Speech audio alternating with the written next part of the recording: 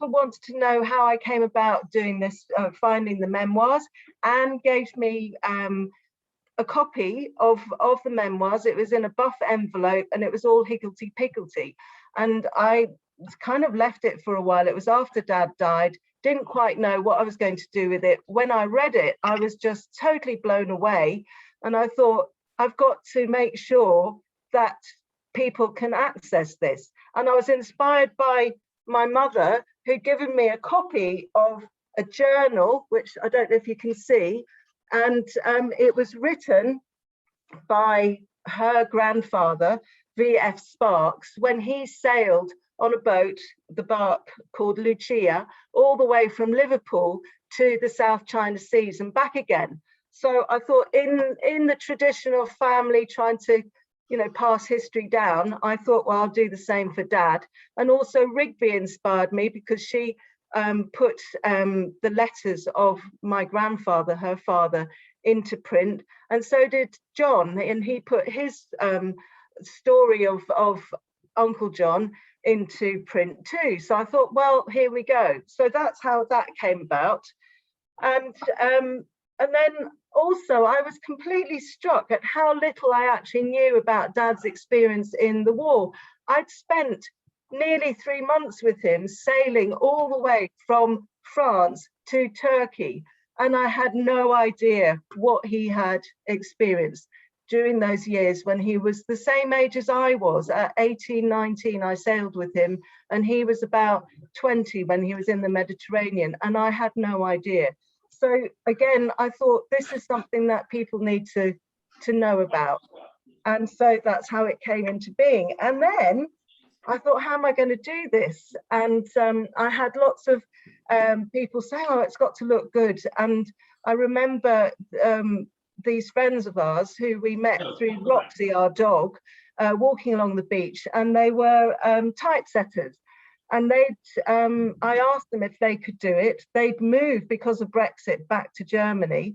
So from then on, we just basically communicated via email and digital.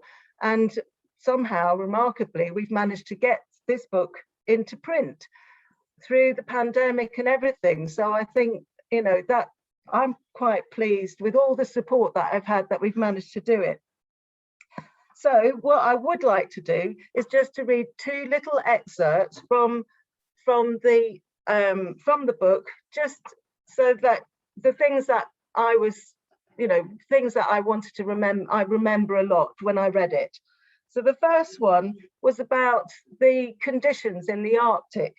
And so Dad wrote, "We slept in hammocks, which are warm and comfortable, so much so that I found no difficulty in sleeping, even in far northern waters, when it was so cold on the mess decks that frost rime formed 6 inches thick on the inside of the plating of the ship's hull." I mean, just the fact that there was that much ice on the inside of a boat, and they had to deal with that for 6 months or more. And then the next extract was, and this is about a little bit about how being a captain of a boat, Cordial 2, some people have sailed in it, and also Juanita, our first boat, Dixon, our first boat. The anticipation about setting off to sail and all the things that you have to make sure before you set off. So this is another thing that I thought it just was so important. The boats had very little armor protection. I always felt this was a handicap when confronting the German craft, mainly F-lighters and others built of steel and concrete.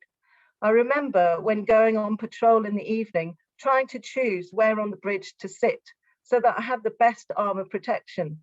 That was a waste of time. Nowhere was well protected. The MLs were good sea boats, but I think we put to sea in much worse weather than they had been designed for. I remember standing on the sea wall in Beirut, looking at the tumbling waves on the horizon, trying to decide whether or not it was fit for us to go to sea. So that's what I wanted to share with you, the thoughts that I had when I was reading the book. Okay, now I'm going to hand over to Raja, so I'm going to be muted, and Raja will tell us a little bit about the charity.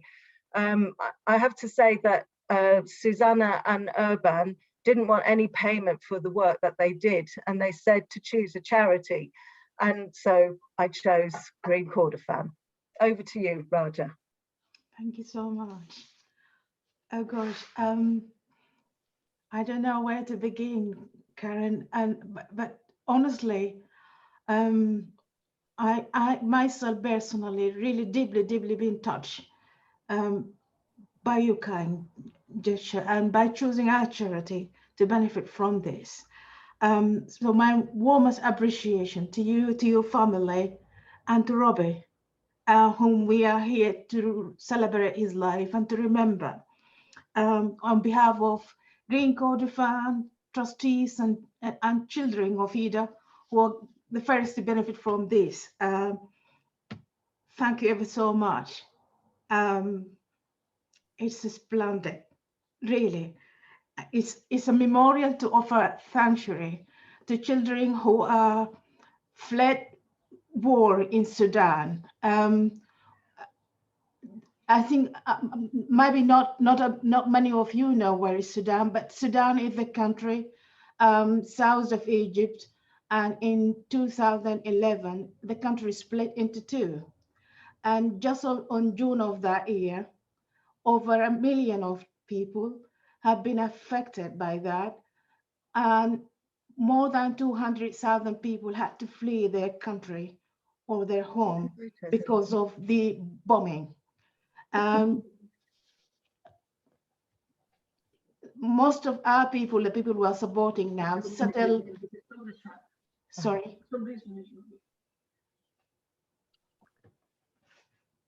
You're muted, aren't you? Yeah. Oh, I'm not.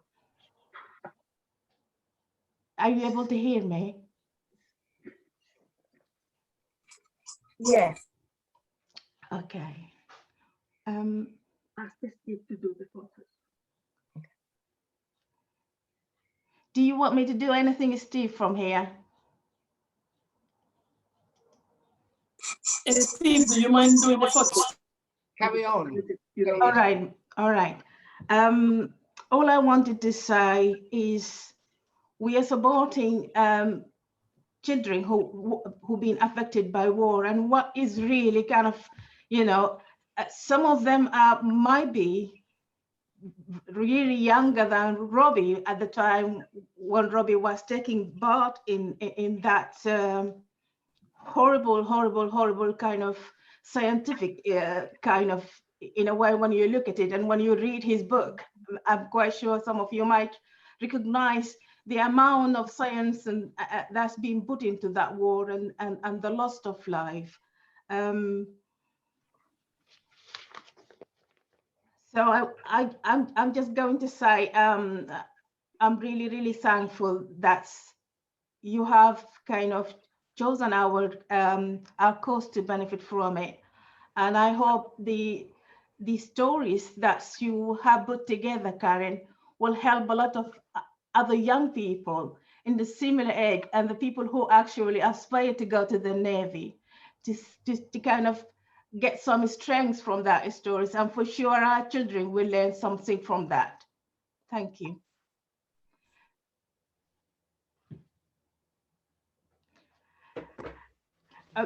Okay, just one thing. I think Steve managed to kind of put something on the photograph. You managed to put the container up?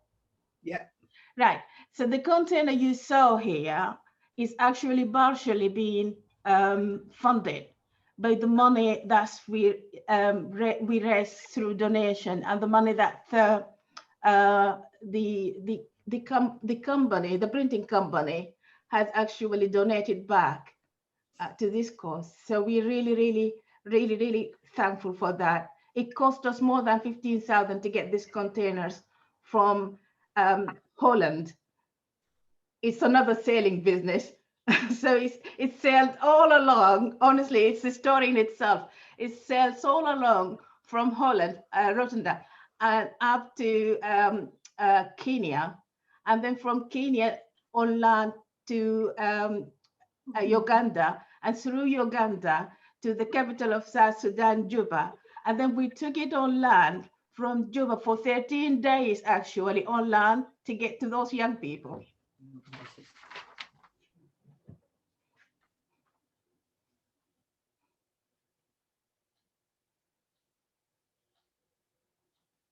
Okay. The next one. All right, so thank you, Raja, very much for that. That's very exciting to know that the money has already been used and benefiting and will be benefiting young people in the refugee camp. So I'm so excited that actually that, you know, it's got there, because as you just said, it's a trial in itself just to get something all the way there. And it's going to be served, serving those young people at the classroom, at this, as an office, as a storage. It's a 40-feet container. So we try to make the best out of it. Thank Fabulous. You. Excellent. Okay, now I'd like to go over to Anne to raise a toast to Daddy and Robbie. Okay, has everybody got their glasses loaded? Oh, we're a bit slow here, or a tea, or whatever you feel able to drink. If you don't drink, I'm not expecting anybody to be alcoholic like I am. I've got a tumbler here for him. So, what was that? Sorry? I've got a tumbler. Oh, you've got a tumbler. Excellent, excellent. Okay, so well, if you can mute me. Oh, you've got Anne already. Where are you, Dinks? Think we're slow here. Well, I'm just going to start to talk. I read through Dad's diary, and there was one instant that really struck to mind. It was his ingenuity at trying to vary their diet by finding a pig through one of the local Turks when they were moored up against the Turkish coast. And it reminded me of an episode when Dad always enjoyed a party, and he decided that on Guy Fawkes night, we were going to have a big bonfire, but we were also going to dig a pit and cook a pig. So when Dad set his mind to doing something, there was nothing that was going to dissuade him from doing it. So we dug a pit, and I found a pig, and we actually went and buried the pig and then built a fire around it. And I have to say, I was quite surprised. It was actually quite delicious. But he was always in for these fantastic ideas, and his enjoyment of life was just, he enjoyed it right up to his end. You know, I remember, well, it was the evening before Dad died, and there he was sitting in his chair with a huge grin on his face, absolutely fascinated by what I'd just done that day. I'd gone off for a workshop in trying to find out about using horses as therapy. And there Robert was sitting with Dad, and they were just having the most wonderful time. They both had a glass of wine in their hand. Robert was reading poems and extracts out of books, and they were just having a wonderful time. And he just had that wonderful smile on his face, always smiling. So, and you know, that was what, when I was reading his diary, I could just hear his voice coming out of the diary, really was. So this is a toast to Dad, Uncle Robbie, to what a wonderful inspiration he was. Such fun. Cheers, Dad. Yeah. Thanks, everybody. And Dad. Oh, brother, family. Robbie. Cheers, Bob, Robbie. Cheers. Cheers to Robbie. Yes. For all the wonderful times he gave us all. Okay, so now to Rigby or Betty, because I thought you'd like to say something about Robbie. I'm just going to move the computer a bit closer. There you are. There you are, Betty, your I'm turn. going to speak into the computer then. Just chat. Hello, everybody. Yes, my chief memory of Robbie and pigs is the fact that when he came home to our home in South Wales, where we were with Dar, because he was director of the explosives factory down there in South Wales, which was supposed to be safer for us because we were out of the range of German bombers, which wasn't actually true, but still they like to think that. So we went to join him. Dad used to go up and down from bouncers on his motorbike. But with Robbie, it was different. When he came on leave from the Navy, he really, really wanted to be in London so he could have a good old time with all his gang. Because he was quite a man about town when he was in the Navy.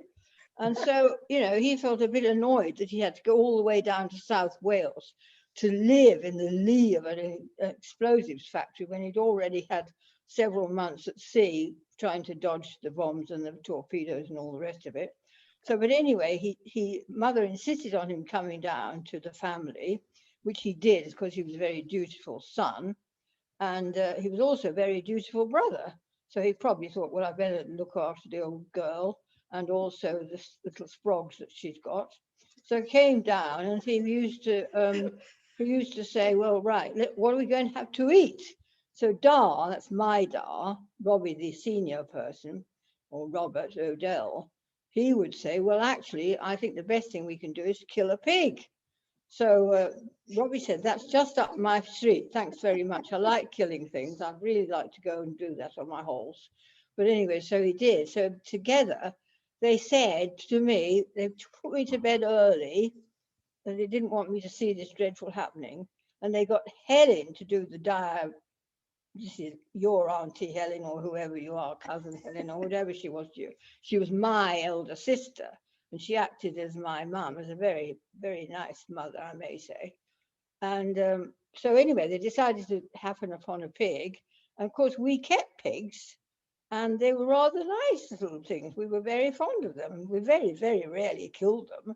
And because you weren't supposed to kill them for yourself, you were supposed to kill them for everybody else and give them all a tranche of pig, which Dad didn't want to do particularly because he'd already looked after them for us, particularly for us. We ought to think about this when we're thinking about COVID. Anyway, to cut a long story short, have I got to? Yes. What have I got to? Oh, yeah. So Helen was going to do the procedure because she was a medical student. And she knew how to kill things quite well, actually. And so they put me to bed early, but they'd forgotten that I could see out of the back window of the house. And of course, as soon as they laid hands on this little pig, sweet little pig, it started screaming. So I looked out to see what was happening. And sure enough, they were taking it into the downstairs lavatory, which was outside, to do the dreadful deed. But it knew exactly what was going to happen because they're very clever things, our pigs. And it knew that's what was going to happen. It was screaming its head off. And so, of course, I saw all this procedure going on. So I actually knew about killing things and killing pigs especially. And so, you know, that was all that was all because he said he wanted a pork chop. And so we killed our pig. Mind you, he was very good in other ways because he also used to, one thing I can remember about Robbie was I had a pony at the time, and this damn pony had no sense of what was ridiculous and got itself tangled up with some barbed wire at one point because we had barbed wire going along in the factory ground. So, you know, anybody who came in to try and assassinate anybody would get themselves tangled up. I got myself tangled up with my pony, and Robbie came out and rescued me. And, you know, he was very kind like that. He would do that sort of thing. And so that's my tribute to Robbie. A great brother, fairly bloodthirsty at times, but when it really mattered, he knew what to do. And one of the things was, if he wanted a pork chop, he blooming well would have a pork chop, and he got it. And he also rescued me from the barbed wire, so that was very nice. So cheers to Robbie. Cheers. Cheers, Rigby. Thank you. Don't me. Okay. Okay. Now I want to introduce Caroline, or Carol, as I know her, in Australia, in Sydney, joining us all the way from Sydney, who used and Gideon as well. Lovely to see you. We went to visit last year. We were very lucky to have visited them before we were all in lockdown. And so Carol's been very supportive to Dad and me and the family. And I'd like, Carol, you had some thoughts and memories about Dad, if you'd like to say something now. You're muted. You're still muted, Carol. Who, me? No, Carol. Carol. Oh, Carol.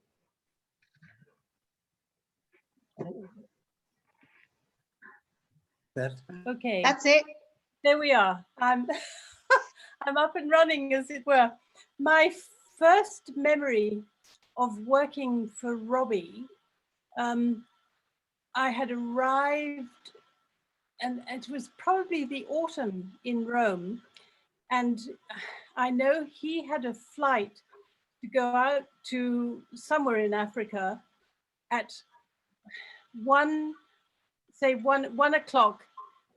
And he had told me that he was going off sailing somewhere in the Mediterranean and would be back to catch his flight at 1 o'clock.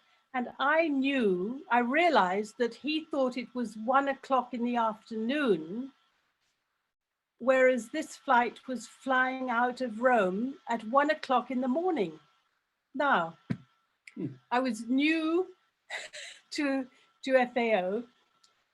I hadn't really met his family, but in panic stations, I had to ring Olga and try and find out how I could contact him on his sailing craft to get him back in time to catch this flight. And it was just chaotic, and clearly, you know, there was no mobile phone or anything like that, but the gods were smiling on us, and he got back, and somehow I think Olga managed to get in touch, goodness only knows how, and got him back for him to catch his flight to somewhere in Africa, I suppose. But that was one of my first memories of working for him, and sort of my panic station being new in FAO. And I look, we had lots of laughs, and he looked after the Africa desk and was going off to all sorts of places in Africa. And another clear memory, I'm sympathetic a bit with his diary, and I wonder how it was written, because I had to, sometimes he dictated letters to me and sometimes he would write drafts, but there was one particular draft that I could kick myself for not framing, because there were arrows all over the place and things crossed out, and following this draft was like getting into a maze. So that I if only I could replicate somehow that draft with his writing. And I was very sad when he took off to Abidjan, in fact, to the African Development Bank in the Côte d'Ivoire, wasn't it? So, but when he came back, I was able to continue working for him. And I have to say, Olga and Robbie and the family were incredibly generous to me. And then my future husband, Gideon, who sits on my left here. And I clearly remember, you know, his fondness for bouncers. And so that, you know, there were holidays going off to bouncers, and the school people, children, sorry, and going off to bouncers. And we were all gobsmacked, because when he retired, we visited Olga and Robbie in bouncers. And by that time, he had lost a lot of his sight, but he walked us around the orchard. And although he couldn't see, he knew every apple tree. Kind of it. It was just extraordinary. So I have huge fond memories of the Bishop family and the whole. So thank you, Carine, and who sort of was there at our wedding. I sent her a photograph that I had of her, so it was just lovely. So I'm forever grateful, and the whole family has a very special place in our hearts, that's for sure. Okay, thank you so much, Carol. That's just lovely to hear you talk about his writing, because I actually thought that he was able to write eloquently straight onto paper. So that's quite relieving to hear that it wasn't quite the case. But I have to say, when what I did receive was pretty much okay, or it was a bit higgledy, but it was pretty, I didn't really do very much to it. Although we did get a lot of proofreading from two friends, Leonie and Lindsay, to get that, and also Anna and John. So loads of people got involved in different ways to kind of bring it to print, but it doesn't sound as bad as the maze that you're referring to. So anyway, thank you very much. Okay, so now basically this is open for questions and comments, and I'm not really sure how we can do it, but we'll try and make sure if someone's speaking, then we'll keep people muted, so at least we can hear the person who's speaking. Okay, so yeah, go for it. If you raise your hand. Carine, we have our side of the family has got another Robbie Pig story. I wonder if my dad would perhaps tell it about what he was given for what my mum, and that's Anne, and his youngest middle sister were given for their wedding present. Oh, I'll pass over to my dad. Okay, Roger, go for it. Speak now, Roger. Speak. Hello, this is Roger. Just to say that what a few years difference it makes, because I was a schoolboy when Robbie joined the Navy, and though he very much formed his character from those years in the Navy, mine was reduced to being a schoolboy. At any rate, as years went on, I eventually managed to court and marry Anne, his sister, Rigby's sister and Helly's sister, and there we were at Bouncers being married in the year 1960. And bingo, what did we get as a wedding present from Robbie? A pig, a pig. So I picked it out of the box and I hang on to it and I waved it to the crowd, and bingo, this little pig gave a quick twist and bingo, it was gone. And I never saw the pig again. So goodbye to little pig. And thank you, Robbie, for the present. Hands over to you, Carine. To you. I had a quick question. I just wondered, do you know, Carine, whether your dad wrote the memoirs at the time, or was some of it written after the war when he was looking back? Do you know when it was written? I was just curious. Unmute me. Oh, right. Okay. Well, I do know that he kept diaries, and I think there are diaries of him during the Second World War. But I do know that these memoirs, probably he referred to his diaries, but they were written about in the 1990s, because the paper that he wrote it on was recycled, because he didn't like to waste much. So it was recycled from the paper that he used when he and Mummy went to learn how to word process. So that was the late 80s, beginning of the 90s. So and then that was the copy that was given to me. But I think Robert he said that he had a copy of it. So I don't know how many copies there were of these memoirs, but the one that I got was a bit higgledy-piggledy but it was on, I knew it must have been dated. Oh, mine.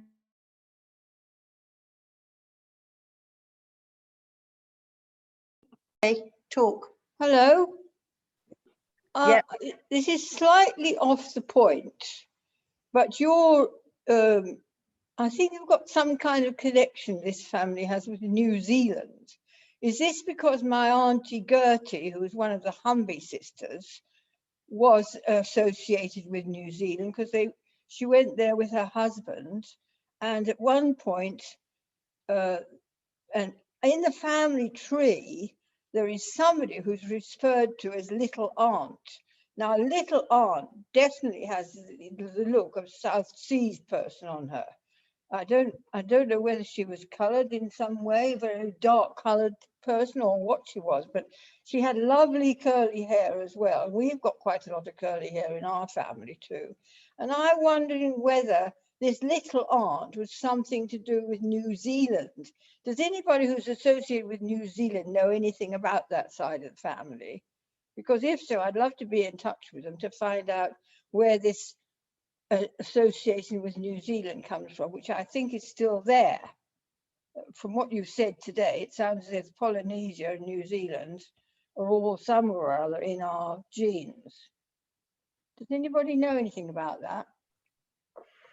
I'll answer that. Rigby, my only connection with Australia and New Zealand is Carol, who I'm not related to other than through work, Dad's work. And New Zealand, it was completely by chance. I wanted to go on holiday, Dinks and I, to New Zealand, and we met these people in Malaysia, Monty and Jen, who they did try, but they couldn't work the system to get on Zoom tonight.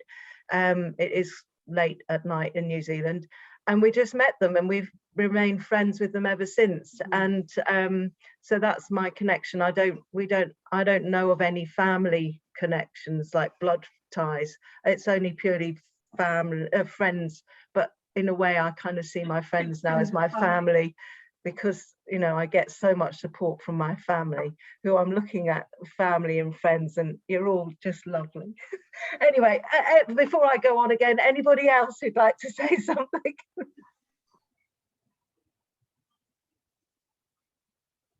I think Catherine's got something. I was just going to say, John is at my dad's house at the moment, and I think he should ask my dad, because he's got an amazing memory of all my mother's family history. And he, I think, told me that one of the family was a bit of a black sheep and was sent to New Zealand, to get rid of him because he was a bit of a no good in the family's eyes. So possibly that's what happened.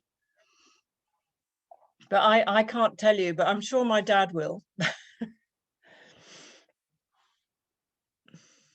So, Catherine, was that? I can add into that if you remember, Auntie Rim produced that family tree, and there were one or two omissions, which included this black sheep who was taken out of the family tree because Auntie Rim didn't approve of him. Can you remember what was the name of the black sheep? No. Okay. He'd done something wrong. I seem to remember something financially wrong, and so he was sent to New Zealand. Carine, you keep muting yourself. Right. I can't remember who it is, but I know Anne, it's cousins. There was some financial, and there was an opera singer as well, and she was married to the person who then had problems financially, but I still don't remember any connection. I mean, Rigby would know that more. Well, yeah, I don't know. Now, I think Anna Holmes wanted to say something. So can we unmute Anna? Press the space bar. Press your space bar, Anna. And maybe you'll be able to get, yeah, there you go. Here I am. Yay! So we lived at White House Farm, which was opposite Bouncers. And when we moved in 1959, in our yard were Mr. and Mrs. Bishop's pigs. So we had to reclaim our yard back, and that was Robbie's mum and dad. And I remember going into the kitchen at Bouncers when it was your Carine and Anne, your grandparents were living there. So we had a pig connection as well, and we were fruit growers. But also recently, I have been given this letter dated 1968 from your father, from Rome, to my father, and it's typed, so it's beautifully legible, but there was a whole argument going on about the building of the reservoir. And your father was very firm with my father. And that was kind of what I just wanted to add to the mix, that this has come to light in the last month. And they were typing to each other where they lived across the road from each other. Oh no, your father was in Rome at that point. I keep forgetting it was your grandparents, and they were lovely. Caroline wrote it. Yes, you recognise this typing? 1968, Caroline. Yours, Robbie. 23rd of August, 68. Oh, Lucy, I saw that you wanted to say something. Where's Lucy gone? She's moved over there. Oh, Lucy? Hi, everybody. Oh, there she is. Hello. Hi. Hi. I was told by Kristen and Katie I had to take that ridiculous flag off my head. So that's where the Cornish flag has gone, which I thought was a bit dull, but there we are. I never saw it. I can't be patriotic to Cornwall. I've only been here for probably a year. Anyway, just to say hello and how amazing this system is. It's always defeats me a little bit to see all these people on the same screen. It's a bit daunting, but yeah, Robbie, we used to go to I'm Lucy, one of Robbie's nieces, and I just wanted to, that's pertinent because when we used to go to Bouncers, I'm Betty Rigby's daughter, one of them. And we used to go to Bouncers, and whenever we went to Bouncers, whether it was to see our granny and grandpa or then subsequently to see Robbie and Olga, I always felt we were going reet posh up there because I felt that they were like a reet posh family. And I'm doing that accent because I lived in Yorkshire for quite a long time, but actually we were coming across from Surrey, so we didn't speak like that in Surrey at that time. And we used to go to Bouncers for our Sunday lunch, and I always felt the cousins and the other aunts and uncles were always like proper job posh people, and we were coming from somewhere in Surrey somehow is the sort of not quite like that, because we'd turn up in a van and we'd all pile out of this Bedford van and they had no seats in it, and there probably was a pig in there as well. I'm sure there was always an animal in the back of one of our cars. But more lately, when we used to go to Bouncers and we went to the lovely operas that were running there, it was always very, very, very special to go there and to meet the family. And Robbie, particularly, I would say, was always delighted that we turned up and so welcoming, which was just fantastic. And when I had my own family, he would always welcome us. However often he saw these kids that he, didn't see that often, he would always welcome us with open arms. And it was just delightful to arrive, and he would, usually be sitting in a chair somewhere with a glass of something red and be so pleased that we were there. And as time went on and his eyesight was slightly more compromised, he would be sitting sort of welcoming grandly. Everybody would process in front of him, and obviously want to go and say hello to Robbie, and we'd all go and sit. And the thing was, he would grab hold of your hand. So you had to sort of be prepared that once you were in for quite a long haul, and you'd sit down with him and he'd hold onto your hand. And if you weren't up to the, as you would say, pub fit with Robbie, you sort of suffered a little bit the next day. And I used to turn up and he'd say, "Oh, who's this? Who's this?" And I'd say, "This is Lucy, your favourite niece." And he'd just sort of take a bit of a second moment, and then he'd say, my favourite niece, well, I don't know about that. And then I'd spend the next 10 minutes convincing him with what I thought were very funny stories that I clearly was his favourite niece. And eventually I'd have to shuffle off and give way to another niece who perhaps was more favourite than I was. But we had some really fantastic exchanges. And I think the main thing I remember is how he opened up what was our grandparents' home became their home, and he welcomed us there. And there is a lot of pig stories there, because I know we went down to have barbecues in the gravel pit sitting on the back of a tractor. I'm sure that involved the odd sausage. And thank you to all for joining in, and it's lovely to see you. And those were some of the halcyon days really of my childhood and then my children's childhood. And big cheers to Robbie. So hooray. Let's have another drink. Cheers. Is there anyone? Oh, look, John wants to say something. I thought I'd just share with you a story, which is one of the most memorable things I've done in my life, and also possibly the most foolhardy thing I've ever done in my life, which was to sail across the channel with Robbie. And we set off in Thalia, which was about, I think, an 18 or 19 foot boat, on one Friday evening from the Blackwater to sail across to the Dutch coast. And I hadn't checked the weather forecast at all, which I would now do, but I don't know whether Robbie had and didn't tell me what was going to happen. But the wind died away and the fog came down. So it was supposed to take us about 10 or 12 hours.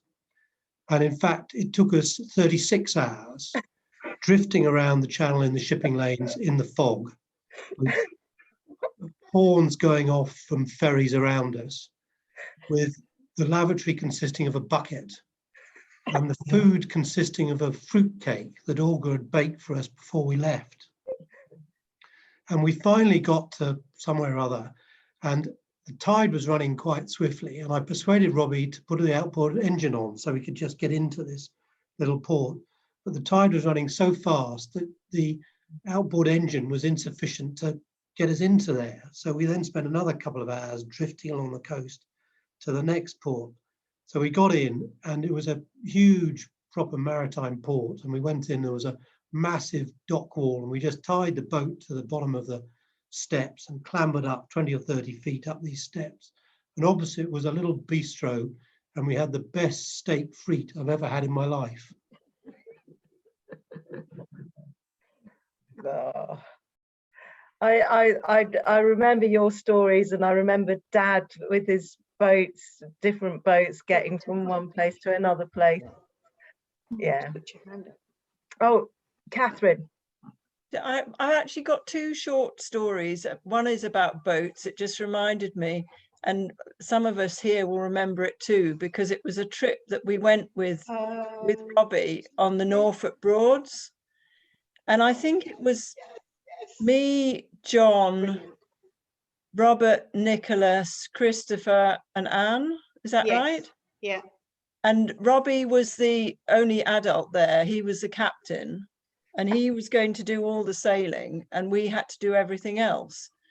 And the thing I remember was the food. We'd been sent off with many packets of some sort of packet food that you mix up with water. And I remember Anne and I just going into the galley and mixing several together with water and heating them up. So it was a sort of chicken curry and a vegetable something and a something else, just all mixed up and served up. And then once we'd had this, Robbie said, oh, that's it now, I'm off to the pub. So he would disappear to whatever pub we were nearest to, and the rest of us just had to stay there. And there was a lot of shouting. That was the other thing I remember about it. That, for example, we got stuck, and Nicholas decided, or I think Nicholas or Christopher decided to push off from the bank with a mop. And of course, that didn't go very well. That I think he fell in the middle, and there was a lot of shouting from Robbie. The other, just very quickly, the story I remember, which just seemed to be typical of all these schemes that Robbie had, and he was always rushing about doing things, and everyone else had to manage to rush about after him. So he had been with my family at Wimbled's, and he was going to the airport to go fly somewhere. So off he went, and as soon as he'd gone, we realized he'd left his passport behind. Oh God, yes. And so the thing I remember was my grandfather, then drove to Phoebus, Anne's house, which was quite near Gatwick, and a telegram was sent, which isn't quite what you do now. And the telegram said, passport at Phoebus. So Robbie could divert and get his passport from Phoebus's house. There we are. Thanks. I think Betty was going to tell a story about French canals. Oh, yes. Yes, do. Well, I'm not going to tell you the whole story. If you want to read the story, we will have to put it in an installment to the book you've already done. It's too long to tell you all about it. But it ended up with Robbie driving his car into the canal by mistake. He was turning round, and instead of turning round on the canal path with his car, mind you, not a boat, he drove round and managed to get himself right into the canal. So then he had to be rescued, and we had to dry out all the papers very carefully so they all looked as if they hadn't been in the canal. This is the papers for the insurance company to give us his money for, you know, getting it all out and getting it all straight again. So we had to pretend that it hadn't happened. Well, you can imagine trying to dry a car out and all the papers that are in it, so it doesn't look as if it's been in a canal, when you've only got a limited time, because the canal insurance man is coming round the very next morning. So you've got to get all the papers dried out before then. So that doesn't happen because most of it was nighttime, there was no sun. So how could we dry them out? It was rather difficult, actually. And I never really forgave Robbie for that. But as he was also, at the same time, he also got into the canal, and I did it that time because I was driving the boat, because we went through a canal tunnel, which was two kilometers long, without any headlights on the car, on the so you might think it wouldn't matter, because where can you go on the canal? But it's surprising how crooked a canal is. And if you have a very long boat with a big mast sticking out in the front, you get stuck on every single turn and curve in the whole canal. So we took 4 hours to get through this 2 kilometers on the boat, and everybody was very cross when we got to the other side. I never really forgave him for that, actually. John, you'd like to say something? So my father's been listening to this and can provide a further bit of information about the pig, Roger's pig. The pig apparently was borrowed from a farm across the road from us, from Jimmy Lee's, who's now away. So the pig was then returned eventually back to the pigsty opposite. So if anyone was worried about the piglet, that's what happened to it. That has been 60 years in the hearing, that story. Thank you. We've always wondered what happened to the pig. Before Leonie, do you want to say a quick share for your manuscript? Yeah. Okay. Claire, you'd like to say something? Yeah, thanks, Carine. Just very briefly, really lovely to see everybody. Thank you for organising it, Carine, and thank you, Raga, for telling us about the wonderful charity. Really good to know about. I just wanted to say, so I'm, you know, Robbie's other favourite niece, clearly, one of Lucy's sisters. And just very briefly, I wanted to say what's been so interesting for me hearing these stories about Robbie this morning, some of which I knew already and some of which I didn't know, is that how strong the bishop gene is, that I could almost just substitute Robbie's name for my brother's name, William, or even, dare I say it, my nephew's name, Ben, and it could be completely accurate. I mean, all those stories about the passport and the boats and the pigs, it's just actually incredible that you can just see that gene coming through. It's very, very strong, delightful, frustrating, wonderful, and makes life very exciting and fun. So yes, here's to Robbie and here's to the Bishop Jean. Oh. Okay, so also today, talking about genes, none of which we wouldn't be here because of Mum, and it happens to be Mum's birthday. So, and also I know other people's birthdays also on the 11th of April, and let's raise a toast to Mum and anybody else's birthday and everybody else, all of you.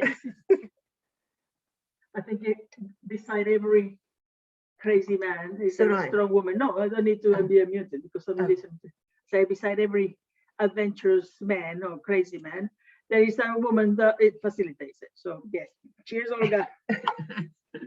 To Olga, to the women. Yes.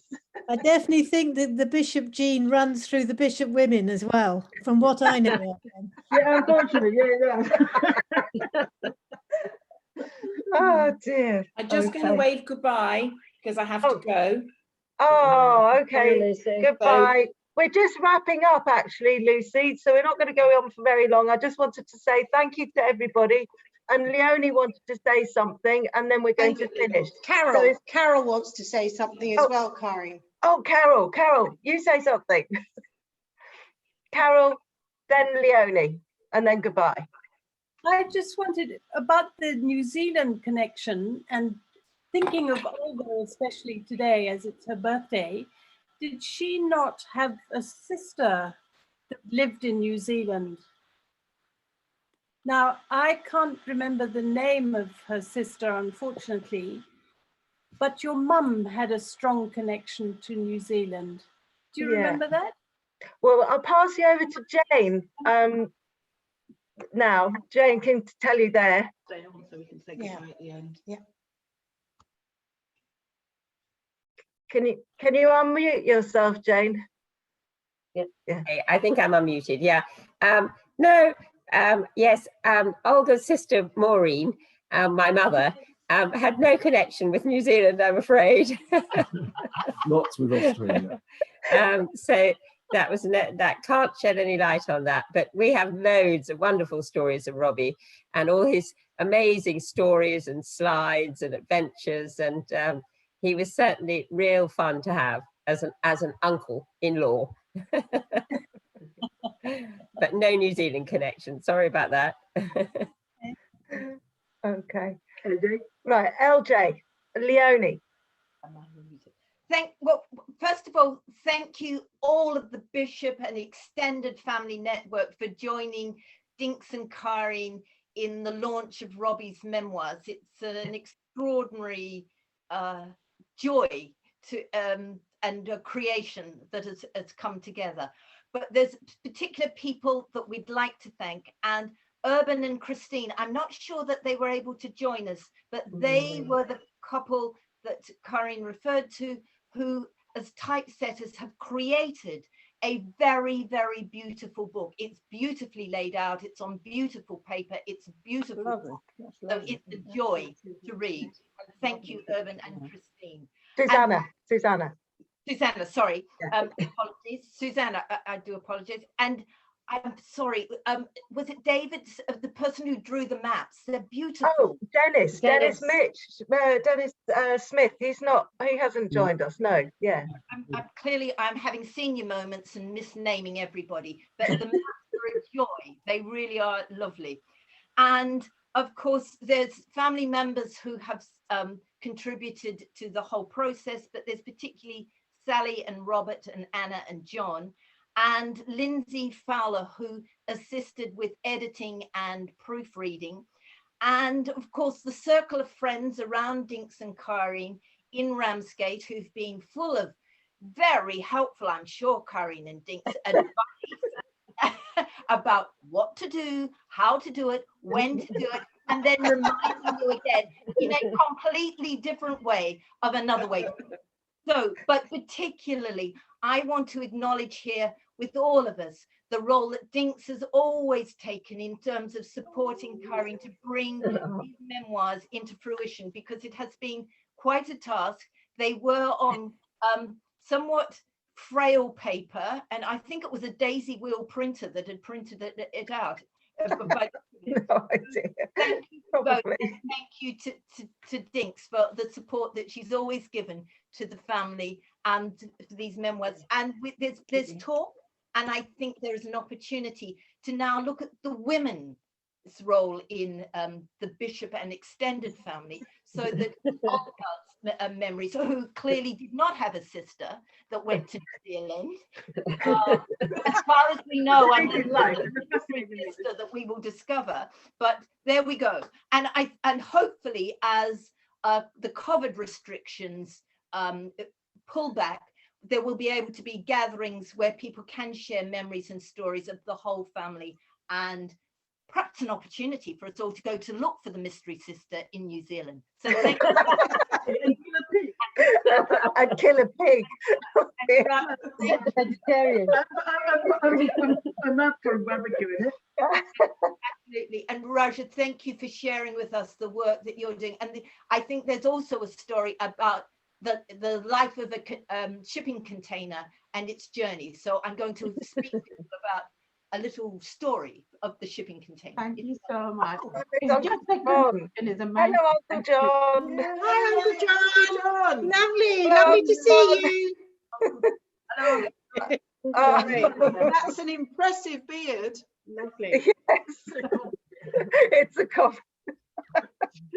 Brilliant. Lovely to see you, Uncle John. Super. Yeah.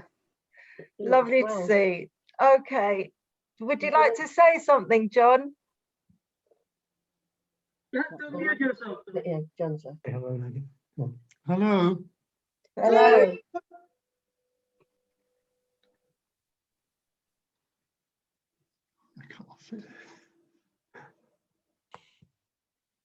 That would be nice to have that. I love that. Yeah. Those pictures. Yeah, that was nice to see Uncle John. Yeah. Okay. What we're going to do. While my father's thinking about what he might say, I'll just throw in a little sailing story about Robbie. And I don't know whether this says more about my prudence or my brother's foolhardiness. So John, a minute ago, said about sailing across the channel in the fog. Robbie had proposed to me that we should go sailing somewhere, and I thought we ought to perhaps have a practice. So we went out from Heybridge Basin on this practice. In the course of the afternoon, we ran aground, which didn't seem great. We lost some vital bit of equipment overboard. And then when we got back in the dark, we were unpacking, and some other bit of equipment floated away across the water as the tide was coming in. So one member of the party was then made to go swimming in their underwear to try and recover it. And if any of you know what Heybridge is like with all that mud, they emerged absolutely filthy. And I decided I wasn't going to have any more sailing trips with Robbie based on that experience. Oh, very wise, David. Oh. Okay. Right. What do you think? Does anybody want to say anything more? I would say something. What would you like to say? Oh no, you're on air. Go on, David, have you yet sent off your offering to me for my PPP book? You'll know what that is if you've done it. But if you haven't, will you hurry up? No. Okay, I'll just explain. Rigby is amazing and is always coming up with new projects. And as part, I mean, we can't avoid talking. I'll just very briefly say this, and then we'll come to an end. But Rigby is compiling experiences of ours during the out to, I guess, everybody who you know. I think Rigby, including the family. And so I think it's just remarkable, and it's really important that we do put things to paper, because then we pass it down and we can learn from each other, and hopefully we can make changes in the future so that these things don't happen again, or we have a better way of managing them so it's not so so all encompassing and exhausting.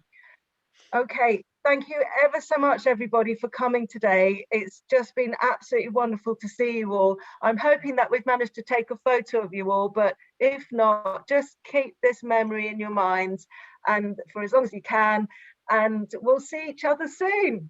All Okay. right. Bye. Everyone. Bye. Bye. Bye, everyone.